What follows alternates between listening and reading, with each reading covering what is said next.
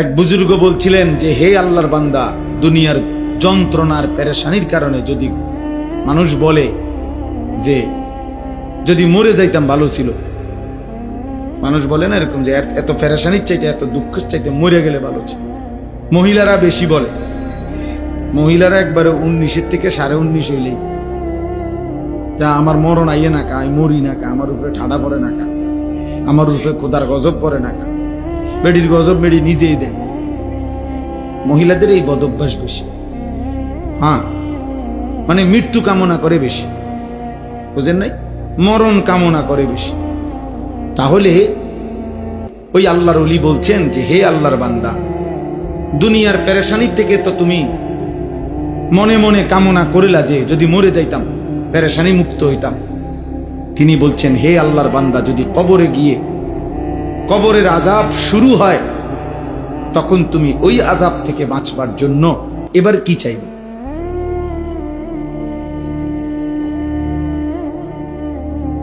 বুঝেন নাই?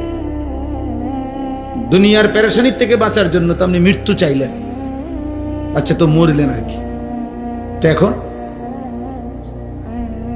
কবরে গিয়ে যখন আযাব হবে আল্লাহর নাফরমানির কারণে, তখন কি করবেন? তখন কি চাইবেন? আবার দুনিয়া আইতে চাইবেন?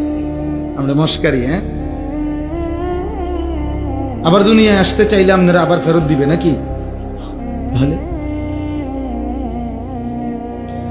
এজন্য আমি কথাটার প্রসঙ্গে বললাম আর কি।